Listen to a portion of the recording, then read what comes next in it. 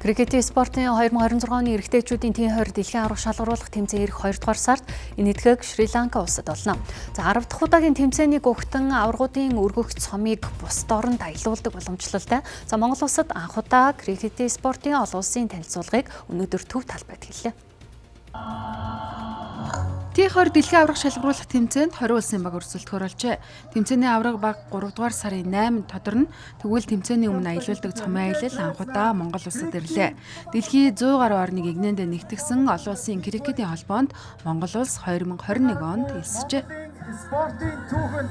ICC-гийн залуу гишүүний хувьд бол олон улсын энэ дэлхийн цомын аварга шалгаруулах тэмцээн энэтхэг Шри-Ланка улсад энэ жил болох тэмцээний энэ нэр хүндтэй энэ цомыг Монголд аялуулахаар шийдвэр гаргасан явдал нь Монголын крикетийн спортыг дэмжиж байгаа. Нэгдүгээр, хоёрдугаар Монгол улсын өөхтөв, соёл, уламжлал, за энэ онцлог цаг агаар зэрэгт дэлхийн цомыг аялуулъя гэсэн шийдвэрийг олон улсын крикетийн зөвлөлийн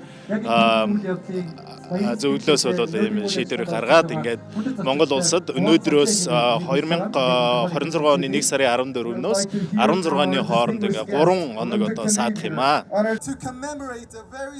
Олон улсын олимпийн орооноос олимпийн наадмын хөтөлбөрч шинээр крикетийн спортын төрлийг багтаасан.